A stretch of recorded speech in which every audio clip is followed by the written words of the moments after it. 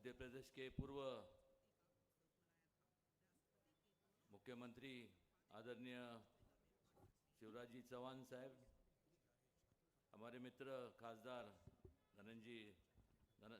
धनंजय माडिक,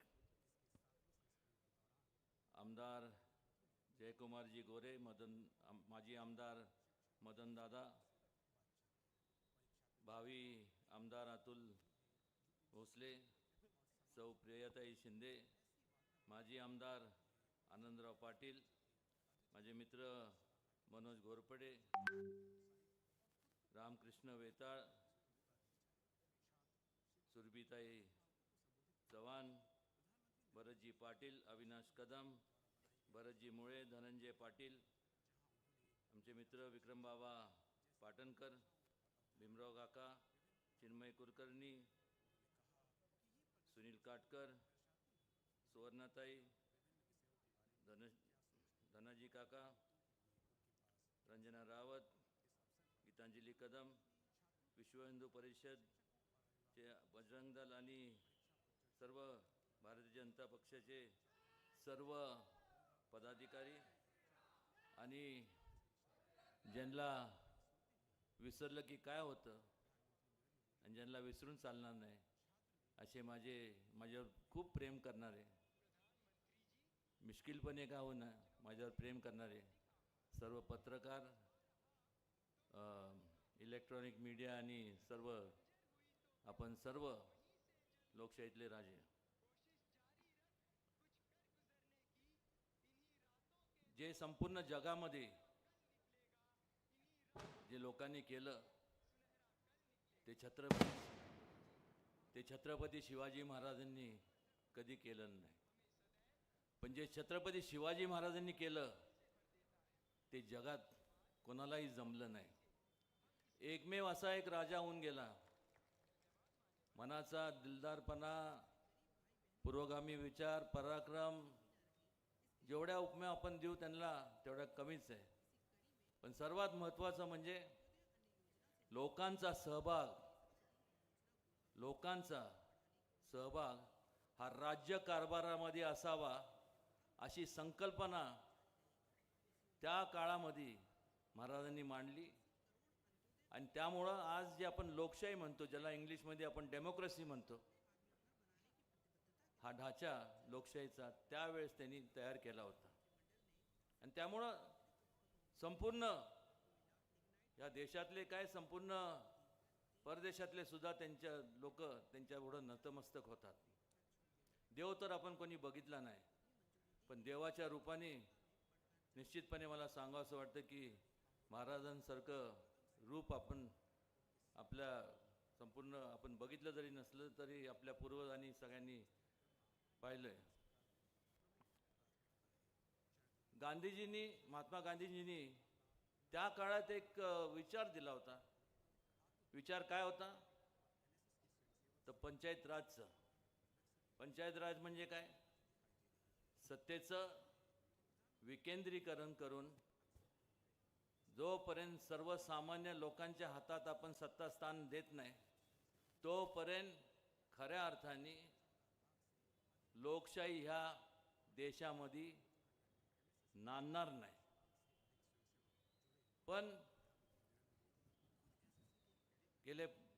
ज्या वेळेस आपल्याला संपूर्ण लोकशाहीची स्थापना झाली, प्रस्थापित झाली, त्यावेळेपासून जवळपास 50 वर्षाचा काळ जर आपण पाहिला तर त्या 50 वर्षाच्या काळामध्ये काय झालं तर महात्मा गांधीजींच्या, छत्रपती शिवाजी महाराजांच्या विचारांना तिलांजली देण्यात आली.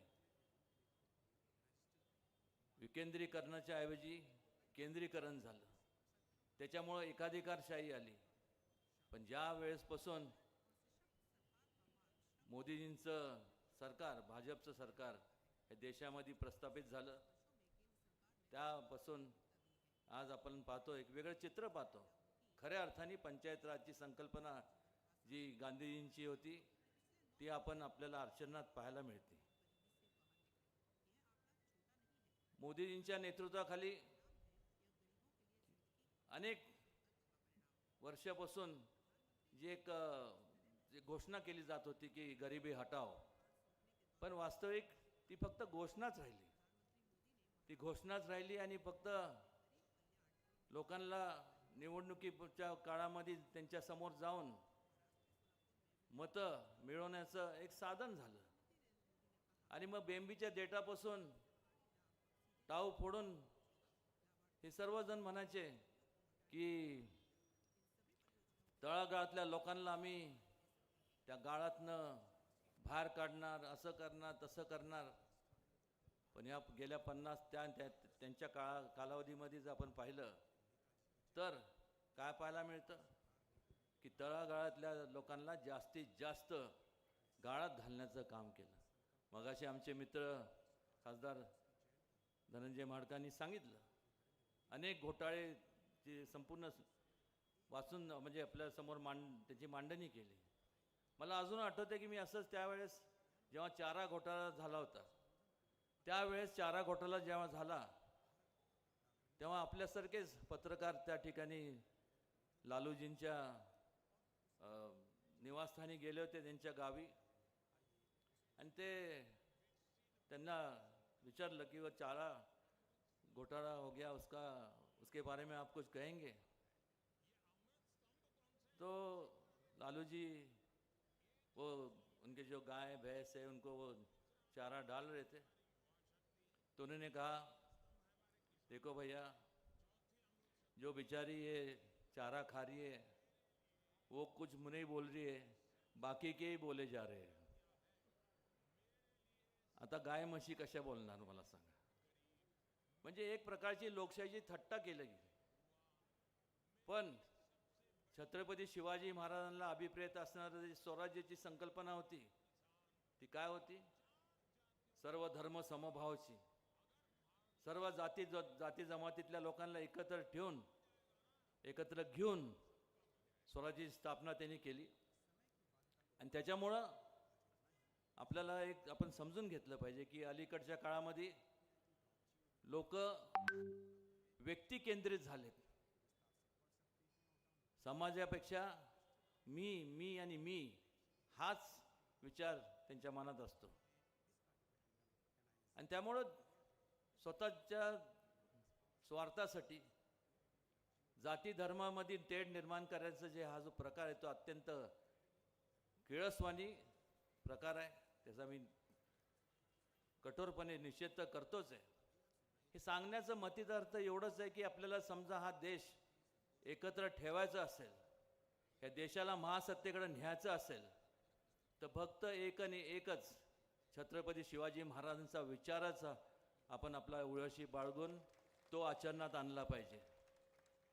आणि नेमकं त्याच धर्तीवर ह्या अगोदर बरेच पंतप्रधान होऊन गेले, बरेच नेते मंडळी होऊन गेले, घोषणा तर केल्या असं करू तसं करू हे करू. पण जर बारकाने आपण बघितलं तर आदरणीय नरेंद्रजी मोदींनी छत्रपती शिवाजी महाराजांचे जे विचार आहेत, महिलांच्या बाबतीतलं त्यांचं सक्षमीकरण, गरिबांच्या बाबतीत त्यांची जीवनमान कसं उंचवलं गेलं पाहिजे, युवकांना स्वतःच्या पायावरती कसं उभं राहतील, स्टार्टअपच्या योजना, अशा अनेक योजना राबवल्या गेल्या. आणि त्यामुळं खऱ्या अर्थाने सर्व म्हणजे मोदीजींचे बरोबर असणारे सर्व सहकारी, त्याचबरोबर त्यांचेपैकी ज्येष्ठ सहकारी आज आपल्या ह्या व्यासपीठावर आहेत, शिवराजजी चव्हाण साहेब आहेत. खरोखर ह्या लोकांनी आयुष्य वेचलं संपूर्ण लोकांच्या सेवेकरता, लोकांच्या हिताकरता, लोकांच्या प्रगतीकरता, लोकांच्या उत्कर्षाकरता. आणि त्यामुळं आपण सगळ्यांनी विचार करणं गरजेचं आहे की जेवढं त्या लोकांचे जे विचार होते म्हणजे आणि भारतीय जनता पक्षाच्या विचारामध्ये फरक काय आहे, तर त्यांचे इतरांचे जे विचार आहेत ते फक्त मत तुमचं कसं मिळेल, तुमचं मत मिळालं की त्यांचं काम झालं. पण भारतीय जनता पक्षाचा जर बारकाने विचार केला तर तुमचं मत म्हणजे पहिलं तुमचं वैचारिक मत हे आमच्या सगळ्यांच्या दृष्टिकोनातनं लाख मोलाचं आहे. आणि त्याकरता संपूर्ण हे कधी होतं, हे कधी निर्माण होतं, ज्या वेळेस आपण लोकांची सेवा करतो मनापासून, लोकांकरता आपण झटतो, झिजतो आणि लोकांचं त्याच्यामुळं जो विश्वास आपण संपादन करतो, जो मोदीजींनी केला आहे, त्यांच्या सर्व सहकाऱ्यांनी ह्या राज्यात असेल, वेगवेगळ्या मध्य प्रदेश असेल, वेगवेगळ्या संपूर्ण देशातल्या इतर राज्यामध्ये जर पाहिलं तर आपल्याला आज सगळीकडं भाजपमय वातावरण आपल्याला झालेलं पाहायला मिळतं. हे केव्हा होतं, जेव्हा आपण लोकांचे कामं करतो. उगीच आपलं घोषणा करून आज ज्या लोकांनी घोषणा केला, आज त्यांची सगळ्यांची जर अवस्था बघितली तर काय अवस्था आहेत. म्हणजे अवस्था म्हणण्यापेक्षा एका काळी संपूर्ण म्हणजे एवढं एक दोन लोकांची पार्टी म्हणून ओळखले जाणारे भारतीय जनता पक्ष म्हणजे अटल बिहारी वाजपेयी साहेब, लालकृष्ण अडवाणी साहेब, दोनवरनं आज आपण संख्या बघताय. आणि मगाशी ज्या घोषणा दिल्या, मग धैर्यशील दादा असतील, धनंजय असतील किंवा माझे मित्र जयकुमार असतील, आज 400 पार हे होणारच आहे, हे लिखितच आहे. कारण कामं केल्यामुळं लोक मतदान करतात, नुसतं घोषणा देऊन कोणी मतदान करत नाही. फार वेळ घेत नाही मी आपला, पण एवढंच सांगेन की आज म्हणजे माझं भाग्य मी समजतो की जे अत्यंत एवढं प्रेमळ आणि संयमी आणि त्यांचे विचार खरंच ऐकण्यासाठी आपण सगळे आतुर आहोत, असे शिवराजजी मामासाहेब हे आज या ठिकाणी आले मला आशीर्वाद देण्याकरता. मी स्वतःला धन्य झालं असं समजतो. आज या ठिकाणी त्यांचं मी पुन्हा एकदा संपूर्ण सातारा आणि शाहूनगरीच्या वतीने, संपूर्ण जिल्ह्याच्या वतीने आणि संपूर्ण महाराष्ट्राच्या वतीने म्हणलं तरी काय हरकत नाही, आज त्यांचं या सातारा नगरीत स्वागत करतो. भरपूर वेळ झाला आहे. पुन्हा एकदा मी एवढंच एक मला सांगावंसं वाटतं, कालही तुमचा होतं, आजही तुमचा आहे, भविष्य काळात त्याचा बदल होणार नाही.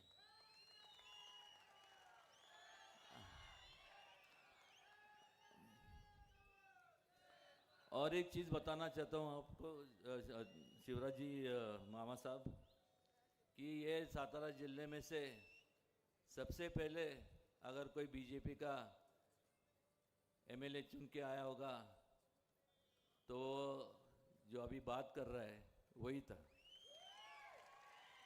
और ये कहते हुए मैं मेरे भाषण को पूर्ण विराम देता हूँ और मामा जी से विनती करता हूँ कि वो आके आप सबको संबोधित करें. धन्यवाद महाराज साहब. आप हिंदुत्व की परिभाषा महाराज साहब के अपने वचन में आपने सुनी होगी. हिंदुत्व मतलब अपनी माय और मिट्टी के प्रति ईमानी तत्व, वही महाराज की परिभाषा है. आदरणीय शिवराज सिंह चौहान साहब.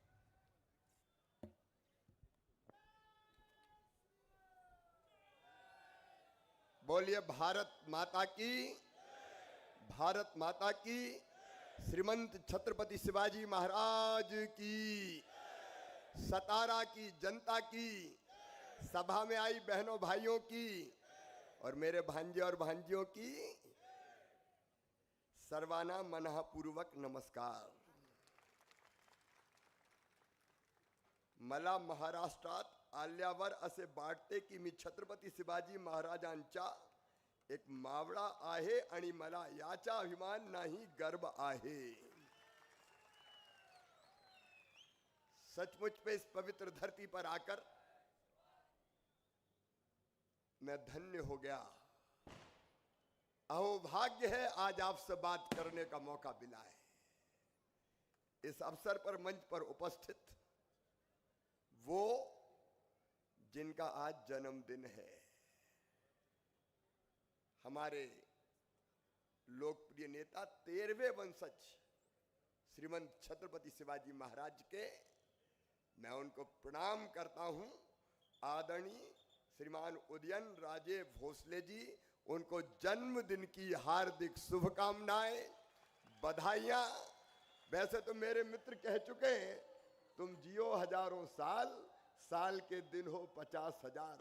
आप यशस्वी हो, आप शतायु हो और यहाँ की जनता की ऐसी सेवा करें कि छत्रपति शिवाजी महाराज के सारे संकल्प पूरे होते चले जाएं। और आज मैं ही बधाई नहीं दे रहा, कैसी सुंदर चांदनी, चार चंद्र की चंचल किरणें। देखिए चंद्रमा भी जैसे आशीर्वाद की वर्षा कर रहा है अपनी चांदनी के द्वारा।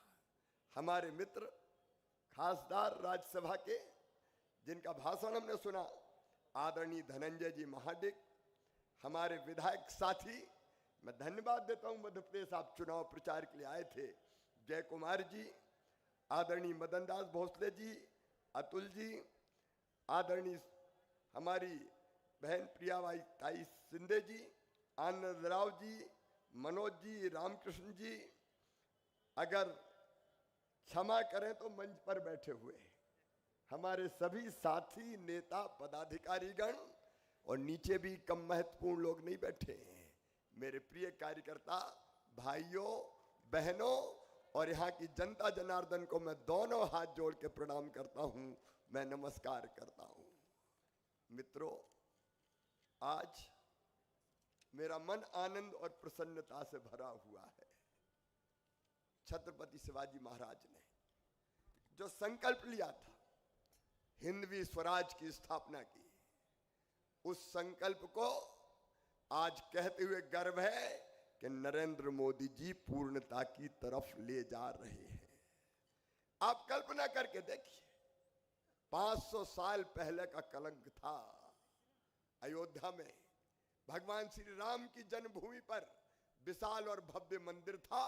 मंदिर तोड़ा था बाबर ने और वहां बाबरी मस्जिद बनाई थी। तब से संघर्ष चल रहा था, तब से संघर्ष चल रहा था। एक ने कई पीढ़ियां खप गई। हम कितने नारे लगाते थे, कितने लोग ये कहते कहते बलिदान हो गए कि राम लला हम आएंगे, मंदिर वहीं बनाएंगे।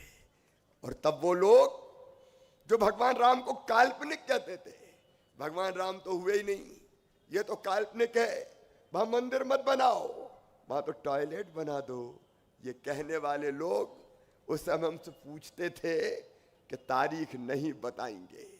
लेकिन आज गर्व है मुझे कहते हुए कि 22 जनवरी को मोदी जी के नेतृत्व में भगवान श्री राम दिव्य और भव्य मंदिर में विराजित हो गए। एक महासंकल्प पूरा हो। क्या कोई सोचता था, क्या कोई सोचता था कि ऐसा पवित्र दिन भी एक दिन आएगा? मेरे मित्रों, कांग्रेस ने और बाकी लोगों ने कितनी बाधाएं पैदा करने की कोशिश की, एक संकल्प पूरा हुआ। कांग्रेस से मैं पूछना चाहता हूं, ये यात्रा निकाल रहे हैं, कभी न्याय यात्रा, कभी भारत जोड़ो यात्रा, जो भारत को जानते ही नहीं है राहुल बाबा। राहुल गांधी को ये पता नहीं कि गेहूं की बाल ऐसी लगती है कि ऐसी लगती है। एक बार मध्य प्रदेश में कह रहे थे, गन्ना ये जो गुड़ है गन्ने के नीचे लगता है कि गन्ने के ऊपर लगता है। ये इनका ज्ञान है देश के बारे में। ये देश नहीं जानते, देश की संस्कृति नहीं जानते, परंपराएं नहीं जानते, जीवन मूल्य नहीं जानते, यहाँ के महापुरुषों को नहीं जानते। ये देश जोड़ने की बात कर रहे हैं। अरे कांग्रेस ने तो हमारे देश का इतिहास भी गलत ढंग से पढ़ाने का पाप किया है, गलत ढंग से पढ़ाने का पाप किया है। आजादी के बाद तुमने क्या पढ़ाया? छत्रपति शिवाजी महाराज को नहीं पढ़ाया, महाराणा प्रताप को नहीं पढ़ाया, तुम पढ़ाते थे अकबर महान। अकबर महान हो गए, औरंगजेब के पाठ पढ़ाए जा रहे हैं। आजादी की लड़ाई का इतिहास भी हिंदुस्तान को गलत पढ़ाने का पाप किया तो कांग्रेस ने किया। हमें पढ़ाया गया कि हिंदुस्तान को आजादी महात्मा गांधी जी ने दिलाई, पंडित जवाहरलाल नेहरू जी ने दिलाई, इंदिरा जी ने दिलाई। महात्मा गांधी जी के योगदान को कोई अस्वीकार नहीं करता। बापू विश्व बंद है, मैं उनको प्रणाम करता हूं, लेकिन कांग्रेस भूल गई नाना साहब पेशवा को, भूल गई वासुदेव बलवंत फड़के को, भूल गए तात्या टोपे को, भूल गए अमर शहीद कुंवर सिंह को, रास बिहारी बोस को, लोकमान्य तिलक को, चंद्रशेखर आजाद को, शहीद आजम सरदार भगत सिंह को, सुखदेव जी को, राजगुरु को, नेताजी सुभाष चंद्र बोस को। अरे उनकी समाधि पे एक दिया भी नहीं, जिनके लहू से मिली थी आजादी वतन और जगमगा रहे हैं मकबरे उनके जो बेचा करते थे शहीदों के कफन। आजादी के इतिहास तुमने गलत पढ़ाया हिंदुस्तान को। और देश को तोड़ने वाले कौन थे? इस महान भारत को तोड़ा कौन ने? मेरे भाई और बहनों, सतारा वालों, जल्दी सत्ता प्राप्त करने की चाह में पंडित जवाहरलाल नेहरू जी ने देश का विभाजन स्वीकार करने का पाप किया था। आजादी तो मिली, लेकिन अखंड भारत नहीं मिला। भारत तोड़ दिया गया, भारत बांट दिया गया। मेरा मन तकलीफ और दर्द से भर जाता है। अरे इस भारत में भगवान राम के पुत्र लव द्वारा बसाया हुआ लाहौर कहाँ है? पंचनद का प्यारा पंजाब केवल 2 नदियों का पंजाब बन के रह गया। कहाँ है रावी, कहाँ है सतलज, कहाँ है झेलम, कहाँ है ब्यास, कहाँ है चिनाव, कहाँ है ननकाना साहब, कहाँ है लड़काना साहब, कहाँ है मलमल वाला ढाका, कहाँ है हिंगलाज और कहाँ है रावलपिंडी? ये पाप किया कांग्रेस के मित्रों तो तुमने किया। आज तुम भारत जोड़ो यात्रा निकाल रहे हो। कश्मीर में धारा 370 किसने लगाई? पंडित जवाहरलाल नेहरू जी ने। एक देश में 2 निशान, 2 विधान, 2 प्रधान की व्यवस्था कौन ने की थी? कश्मीर को हमेशा के लिए अशांत कौन ने किया था? कांग्रेस ने। आज मैं अपने प्रधानमंत्री श्रीमान नरेंद्र मोदी जी को हृदय से धन्यवाद देना चाहता हूं। 2019 में जैसे ही पूर्ण बहुमत मिला, कश्मीर से धारा 370 समाप्त कर दी गई। कितनी बातें होती थी कश्मीर में। धारा 370 को छेड़ मत देना, आग लग जाएगी, खून की नदियां बह जाएगी। धनंजय जी यहां बैठे पार्लियामेंट में थे उस समय। अमित शाह धारा 370 समाप्त करने का विधेयक लाए। आधा घंटे में धारा 370 समाप्त। अरे खून की नदियां छोड़ दो, एक पत्ता तक नहीं हिला, एक पत्ता तक। और आज कश्मीर भी शांति का टापू बना है। मेरे बहनों और भाइयों, एक वैभवशाली भारत, एक गौरवशाली भारत, एक संपन्न भारत, एक समृद्ध भारत, एक शक्तिशाली भारत और एक विकसित भारत का निर्माण हो रहा है तो नरेंद्र मोदी जी के नेतृत्व में हो रहा है। कांग्रेस कौन सी बात करती है? मेरे बहन और भाइयों, मुझे याद है वो दृश्य जब छत्रपति शिवाजी महाराज के सामने युद्ध जीत के एक बहन लेके आई गई थी तो उन्होंने सम्मान करते हुए कहा था, काश मेरी मां भी इतनी सुंदर होती। उस बात को अगर आगे बढ़ाने का काम किया है, मां बहन और बेटियों का सम्मान, तो कांग्रेस ने नहीं किया, भारतीय जनता पार्टी की सरकार ने किया है। मध्य प्रदेश के जैसे राज्य में मेरी बहनें बैठी है, हमने सबसे पहले तय किया कि कोई अगर बहन और विशेषकर बेटियों के साथ गलत हरकत करने की कोशिश करेगा तो सीधा फांसी के फंदे पर चढ़ा दिया जाएगा। फांसी की सजा का प्रावधान हमने किया।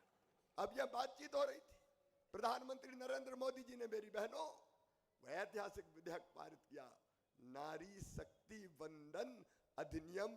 और मेरी बहनों, कांग्रेस ने नहीं, इंडिया गठबंधन ने नहीं, नरेंद्र मोदी और भारतीय जनता पार्टी ने 33% आरक्षण लोकसभा और विधानसभा में देने का पुण्य कार्य किया है। आज तो हमारी 3 बहनें मंच पे आगे बैठी है, लेकिन महाराज साहब 2029 के बाद ये पीछे वाली बहनें आगे दिखाई देंगी और आगे वाले भाई पीछे चले जाएंगे। 33% आरक्षण देने का काम किया तो बीजेपी की सरकार ने किया। सबका साथ, सबका विकास और सबका विश्वास। मेरी बहनों, मध्य प्रदेश जैसे राज्य में हम सत्ता में आए, सेक्स रेशियो गड़बड़ था। 1000 बेटों पे केवल 912 बेटियां पैदा होती थी। और ये भेदभाव भगवान नहीं करता था, इंसान करता था। बेटा आए तो स्वागत किया जाए, बधाइयां गाई जाए, और बेटी अगर आई तो मैया का चेहरा भी उतर जाए, जैसे बेटी नहीं हो गई हो, आफत हो गई हो। और जैसे ये पता लगाने के व्यवस्था हुई कि कोख में पलने वाला कौन है, बेटा की बेटी, बेटा आए तो आने दो, और बेटी हो तो कोख में ही मार दो, कोख को कत्ल खाना बना दिया गया। बचपन से जब मैं देखता था तो आत्मा रोती थी, मन में तकलीफ होती थी कि हे भगवान ये भेदभाव क्यों, बेटा बेटी दोनों एक ही माँ की कोख से जन्मे हैं, फिर इंसान ये भेद क्यों करता है, क्यों ये भेद करता है। मध्य प्रदेश में 1000 बेटों पे 912 बेटियां पैदा होती थी।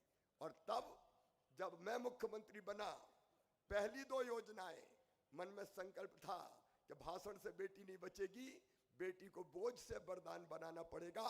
और इसलिए हमने तय किया कि मध्य प्रदेश की धरती पर अगर बेटी पैदा होगी तो वो लखपति ही पैदा होगी। किसी माँ की कोख से जन्म ले, बेटी लखपति होगी। और जब मैंने अफसरों को बुला के कहा कि बेटी को लखपति बनाना है, तो कहने लगे इम्पॉसिबल सर, ये नहीं हो सकता। मैंने कहा मैं मुख्यमंत्री हूं इसलिए होगा। बेटी जैसे ही पैदा होगी उसके खाते में हम इतने पैसे पैदा होते ही जमा कर देंगे कि उसकी पढ़ाई भी होगी, और बाद में वो लखपति बनेगी। बड़े होने पे उसको 1 लाख रुपया से ज्यादा मिलेंगे। हमने 30,000 रुपया उसके खाते में जमा करना 2005-06 में शुरू किया, और उसको जोड़ दिया पढ़ाई से।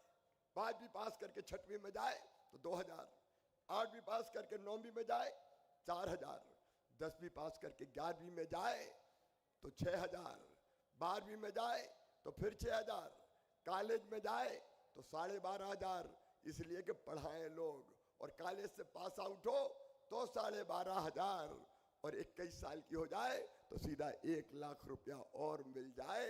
मैंने कहा मध्य प्रदेश की धरती पर बेटी पैदा होगी तो लखपति ही पैदा होगी। और मेरी बहनों, इस योजना का परिणाम था कि पहले 1000 बेटों पे 912 बेटियां पैदा होती थी, अब 1000 बेटों पे 976 बेटियां मध्य प्रदेश में पैदा हो रही है। और तब तक हम नहीं बैठेंगे जब तक बेटा और बेटी बराबर ना हो जाए। एक नहीं, भारतीय जनता पार्टी की सरकार है। मध्य प्रदेश जैसे राज्य में हमने तय किया कि 50% रिजर्वेशन बहनों को स्थानीय निकाय के चुनाव में देंगे। महाराष्ट्र में तो काफी प्रगतिशील है, मध्य प्रदेश में तो घूंघट मार के बहनें बैठती थी घर में, निकलने नहीं देते थे बाहर। चुनाव कौन लड़ेंगे? साहब लड़ेंगे। बहन क्या करेगी? रोटी बनाएगी 100 लोगों की, 200 लोगों की। हमने तय कर दिया कि आधी सीटों पर रिजर्वेशन केवल बहनें चुनाव लड़ेगी या बेटियां चुनाव लड़ेंगी। उसका परिणाम यह हुआ जो घूंघट में थी वो मेयर बन गई, जिला पंचायत के अध्यक्ष बन गई, नगर पालिका की अध्यक्ष बन गई, सरपंच बन गई, और ऐसा राजकाज संभाला कि पुरुषों को भी मात कर दिया। मैं मध्य प्रदेश में देखता था, किसी पुलिस थाने में अगर महिला रिपोर्ट लिखाने जाए तो महिला पुलिसकर्मी थी ही नहीं, और किसी पुलिस के सामने अगर अन्याय हो तो बहन अपनी बात कह सकती थी क्या? और इसलिए हमने तय कर दिया कि 35% भर्ती बेटियों की पुलिस में भी होगी। लोगों ने विरोध किया, पुलिस वालों ने कहा गड़बड़ हो जाएगी, ये बेटियां अपराधियों का मुकाबला कैसे करेंगी? हमने कहा बेटियों के हाथ में डंडा देंगे तो गुंडों की अकल ठिकाने लगा के बता देगी। और मध्य प्रदेश में वो काम बेटियां कर रही है, बहादुरी के साथ कर रही है। प्रधानमंत्री नरेंद्र मोदी जी ने थल सेना हो और चाहे नव सेना हो, बेटियों को कितना महत्व दिया है। हम देखते थे संपत्ति अगर खरीदी जाती थी तो पुरुष के नाम पे ही खरीदी जाती थी, साहब के नाम पे या बेटे के नाम पे कर दो। हमने तरकीब जुड़ाई और तय कर दिया कि अगर बेटी या बहन के नाम से संपत्ति खरीदोगे तो संपत्ति खरीदने का जो रजिस्ट्री शुल्क होता है, स्टाम्प शुल्क, वो केवल 1% लगेगा। पुरुष के नाम पे खरीदोगे तो 5%। तो कई लोगों ने अपनी पत्नी से कहा, गुड्डू की मम्मी तेरे नाम जमीन खरीद रहा हूं, रजिस्ट्री का पैसा बच जाएगा। तुम उस बहाने बहनों के नाम पे खेत, मकान, दुकान हो गए। हमने तय किया जो छत्रपति शिवाजी महाराज ने तय किया था, यत्र नारस्त पूजनते रमनते तत्र देवता, कि गरीब बहन अगर बेटा बेटी को जन्म देगी तो बेटा बेटी को जन्म देने के पहले उसके खाते में 4,000 और जन्म देने के बाद 12,000 डालेंगे, ताकि मजदूरी करने वाली बहन को भी आराम करने का मौका मिले और वो अपने बेटा बेटी को ढंग से दूध पिला सके। और लाडली बहना जैसी योजना इसलिए कि आधी आबादी को हमें पूरा न्याय देना था। और इस धरती के संसाधनों पर, देश के संसाधनों पर बहनों का भी तो हक है। इसलिए हर बहन का अपना अकाउंट होगा और उस अकाउंट में हर महीने पैसे आएंगे, ताकि 1,500 रुपए के लिए मेरी बहनों को हाथ ना फैलाना पड़े। नहीं तो मायके भी जाना है तो साहब से पैसा मांगे कि 500 रुपया तो दे दो, तो मूड हुआ तो दे दिए, नहीं तो कहा जब देखो मांगती रहती नहीं है मेरे पास, तो मुंह लटका के बैठ जाती थी। अब उनका अपना अकाउंट है जिसमें हर महीने पैसा आते हैं। 1,32,00,000 बहनें आज गर्व से सीना तान के जीती है मध्य प्रदेश की धरती पर। कब कांग्रेस ने किया बताए? ये सामाजिक परिवर्तन का काम कब कांग्रेस ने किया? किसानों के लिए आप देख लें, प्रधानमंत्री नरेंद्र मोदी जी 6,000 रुपया किसान सम्मान निधि देते हैं। छोटे किसानों के लिए बड़ी निधि है। और यहाँ भी आदरणीय देवेंद्र फडणवीस जी, आदरणीय शिंदे जी 6,000 अलग से देते हैं। मध्य प्रदेश में भी हम 6,000 अलग से देते थे। एक नहीं, अगर योजना में गिनाऊं तो सैकड़ों योजनाएं गरीब के कल्याण की, किसानों के कल्याण की। अभी आपने सीखो कमाओ योजना की बात की धनंजय जी, हम बेरोजगारी भत्ते के विरोधी हैं। बेरोजगारी भत्ता नहीं, मध्य प्रदेश में हमने तय किया कि हम काम सीखेंगे। नौजवान फैक्ट्री में सीखे, दुकान पे सीखे, कहीं कंपनियों में सीखे, तो काम सीखने के बदले उनको 8,000 से लेके 10,000 रुपया महीना देंगे, ताकि काम सीख के फिर वो परमानेंट रोजगार उनको मिल जाए या अपना काम प्रारंभ कर ले। यह भारतीय जनता पार्टी है, हमारे प्रधानमंत्री श्रीमान नरेंद्र मोदी जी। आज सीना गर्व से फूल जाता है। एक जमाना था जब हम दुनिया के किसी देश में जाते थे तो भारत का कहीं मान नहीं था, कोई सम्मान नहीं था। मैं तो 2014 के पहले भी मुख्यमंत्री था, जब यूपीए की सरकार थी। और जब हम जाते थे निवेश के लिए, इन्वेस्टमेंट के लिए, और किसी से कहते थे इंडिया भारत आओ मध्य प्रदेश में निवेश करो, तो एक ही बात उठती थी, अरे घोटालों का देश है, कितने घोटाले तुम्हारे देश में हुए, वहां के क्या करेंगे?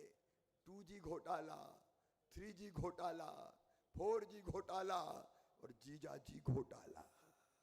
कितने घोटाले, घोटालों का देश कांग्रेस ने बना दिया। देश को तबाह और बर्बाद करने का पाप कांग्रेस ने किया।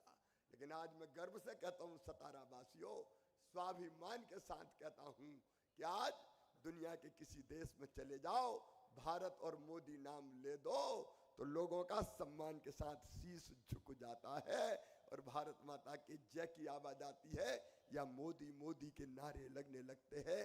और अगर मोदी के नारे, मोदी मोदी के नारे दुनिया के किसी देश में लगते हैं तो वो केवल मोदी जी का सम्मान नहीं है, वो सम्मान हिंदुस्तान के 140 करोड़ भारतवासियों का सम्मान है। ये भारत माता का सम्मान है। आज देखिए क्या स्थिति है हमारी। एक जमाना था जब पिद्दी पिद्दी से देश में डराते थे, पाकिस्तान जब देखो आंखें बता रहता था, चीन अकड़ता रहता था।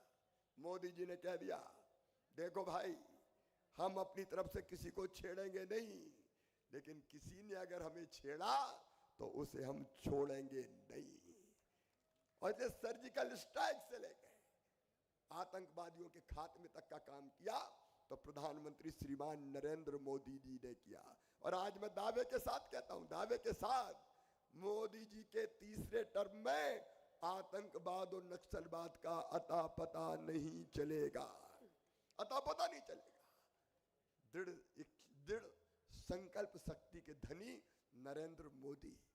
आप देखिए, जब यूक्रेन और रूस में युद्ध हुआ, भारत के हजारों बच्चे फंस गए, माता पिता रो रहे थे, चिंतित थे, बच्चे जिंदा बचेंगे कि नहीं बचेंगे, हमारे बच्चे कैसे वापस आएंगे। कुछ नहीं हुआ। मोदी जी ने एक फोन किया रूस के राष्ट्रपति को, एक फोन किया यूक्रेन के राष्ट्रपति को, और कहा कि भारत के बच्चे निकलेंगे हाथ में तिरंगा झंडा लेके, उस समय युद्ध बंद कर देना, ताकि हमारे बच्चे सुरक्षित निकल आए। और भारत के बच्चे हाथ में तिरंगा लेके निकले, भारत माता की जय कह के। रूस ने भी युद्ध बंद कर दिया और अमेरिका ने भी युद्ध बंद कर दिया, और भारत के बच्चे भारत माता की जय कह के सुरक्षित बाहर आ गए। ये है आज का भारत। अगर चीन अकड़ा और भारत की सरजमी पे कदम रखने की कोशिश की तो चीनी सैनिकों की गर्दन तोड़ के वापस चीन की सीमा में हमारे सैनिकों ने फेंक दिया। ये है आज का भारत। ये है आज का भारत कि एक तरफ रूस हो, दूसरी तरफ अमेरिका हो, दोनों बराबर की दोस्ती चाहते हैं। बिना मोदी के दुनिया चल नहीं सकती। और आज मैं कह रहा हूं, इस डायस से कह रहा हूं, सतारा की इस पवित्र धरती से ये उद्घोषित कर रहा हूं, नरेंद्र मोदी जी के नेतृत्व में भारत विश्व गुरु बनेगा और दुनिया का नेतृत्व करेगा। ये होगा, कोई रोक नहीं सकता। और ये स्वामी विवेकानंद ने कहा था, याद करो 100 साल पहले, 100 साल से ज्यादा हो गए, तब उन्होंने कहा था सुदीर्घ रजनी समाप्त हुई जान पड़ती है, महानिशा का अंत निकट है। जो अंधे हैं वो देख नहीं सकते, जो बहरे हैं वो सुन नहीं सकते, लेकिन मैं स्पष्ट रूप से देख रहा हूं कि भारत माता एक बार फिर अंगड़ाई लेके खड़ी हो रही है और विश्व गुरु के सिंहासन पर आसीन हो रही है। हमारा भारत विश्व गुरु के पद पर आसीन होगा और भौतिकता की अग्नि में दग्ध विश्व मानवता को शाश्वत शांति के पथ का दिग्दर्शन अपना देश कराएगा। बहनों और भाइयों, इसलिए नरेंद्र मोदी इसलिए नहीं कि हम कुछ लोग सत्ता के स्वर्ण सिंहासन पर बैठ जाएं। नरेंद्र मोदी इसलिए कि भारत के माध्यम से विश्व मानवता का कल्याण हो जाए। ये बड़ा लक्ष्य है और मैं तो कहता हूं ईश्वर की इच्छा है, ये परमात्मा की इच्छा है, ये प्रभु की इच्छा है। भगवान श्री कृष्ण ने गीता में कहा था, यदा यदा ही धर्मस्य ग्लानिर्भवति भारत अभ्युत्थानम धर्मस्य तदात्मानं सृजाम्यहम् परित्राणाय साधूनां विनाशाय च दुष्कृतां धर्म संस्थापनार्थाय संभवामि युगे युगे। उन्होंने कहा था, जब जब धर्म की हानि होगी, अधर्म बढ़ेगा, पाप बढ़ेगा, अनाचार बढ़ेगा, तब तब धर्म की रक्षा के लिए, अधर्म के नाश के लिए, दुष्टों के विनाश के लिए और सज्जनों के उद्धार के लिए मैं बार बार आऊंगा, मैं बार बार आऊंगा। नरेंद्र मोदी देवदूत है, युग दृष्टा है, युग पुरुष है और इसलिए शायद नरेंद्र मोदी को ईश्वर ने यह अवसर दिया है कि वो भारत को उस स्थान पर ले जाए। और इसलिए मेरे प्रिय बहनों और भाइयों, ये चुनाव आने वाला छोटे मोटे लक्ष्य के लिए नहीं है, गरीब कल्याण भी होगा। माता बहनों, आपका सम्मान भी बढ़ेगा। और मैं सच कहूं, मैं जब बहनों को देखता हूं तो दुर्गा सप्तशती में कहा है, जगत की सारी स्त्रियां देवी की मूर्तियां हैं। मैं हर बहन में देवी देखता हूं, देवी देखता हूं। इसलिए मध्य प्रदेश की धरती पर बेटियों के पैर धोके उनकी पूजा करता हूं, मैं बहनों के पैर धोता हूं। और मध्य प्रदेश में किसी भी एज ग्रुप की बहन बेधड़क आके अपने भाई के सीने से लग जाती है, क्योंकि भाई और बहन का पवित्र रिश्ता है। ये रिश्ता केवल भारतीय जनता पार्टी समझ सकती है बहनों, भारतीय जनता पार्टी। और इसलिए हर वर्ग के कल्याण के लिए भारतीय जनता पार्टी की सरकार चाहिए। और प्रधानमंत्री जी ने जो आह्वान किया है, अकेले बीजेपी 370 सीट, क्योंकि धारा 370 हटी है और राम मंदिर बना है और दिव्य और भव्य मंदिर में रामलला विराजे, इसलिए एनडीए 400 पार होना चाहिए, 400 पार। और इसलिए सतारा वासियों, एक दिव्य और भव्य भारत के निर्माण के लिए, एक विकसित भारत के निर्माण के लिए मैं आज अपील करने आया हूं, कोई चूक ना हो जाए। कार्यकर्ताओं की भावनाओं से मैं परिचित कराने का काम करूंगा, लेकिन आपसे भी कोई चूक ना हो जाए। सतारा से धूमधाम से मोदी जी को प्रधानमंत्री वाला सांसद जीतना चाहिए। बोलो, जीतेगा कि नहीं? इतने लोग बैठे हैं, जहां तक देखो नजर जा रही है, जन समुद्र है, इतने धीरे कहने से काम नहीं चलेगा। अरे मोदी जी को प्रधानमंत्री बनाएंगे कि नहीं? तो हमारे सांसद को जिताएंगे कि नहीं? तो आइए आज महाराज के जन्मदिन पर हम सब पवित्र संकल्प लें कि सतारा की इस पवित्र धरती से मोदी जी को प्रधानमंत्री बनाने वाले सांसद ही जीतेंगे। बताओ ये संकल्प लेने के लिए तैयार हैं? तो आओ हम महाराज के जन्मदिन पर केक काटें और खुशियां मनाएं। उसके पहले एक बार अपने स्थान पर खड़े होकर संकल्प लें कि हम मोदी जी को प्रधानमंत्री बनाने वाले भाजपा के सांसद को ही विजयी बनाएंगे। उठाइए दोनों हाथ, बांधिए दोनों मुट्ठी और मेरे साथ बोलिए भारत माता की, छत्रपति शिवाजी महाराज की, सतारा की जनता की, धर्म की, अधर्म का, प्राणियों में विश्व का, हर हर महादेव। बहुत बहुत धन्यवाद। धन्यवाद। 2 मिनिटं थांबा। श्रीमंत छत्रपती खासदार उदयनराजे भोसले शिवछत्रपतींचे 13वे वंशज महाराज साहेबांचा वाढदिवस आदरणीय शिवराज सिंग चौहान साहेबांच्या उपस्थितीमध्ये होतोय। जनतेच्या मनावरती राज्य करणारा आणि जनतेच्या हृदय सिंहासनावरती विराजमान होणारा जनतेचा राजा, आपला राजा श्रीमंत छत्रपती उदयनराजे भोसले महाराज साहेबांचा वाढदिवस। एकदा हात वरती जोरदार टाळी।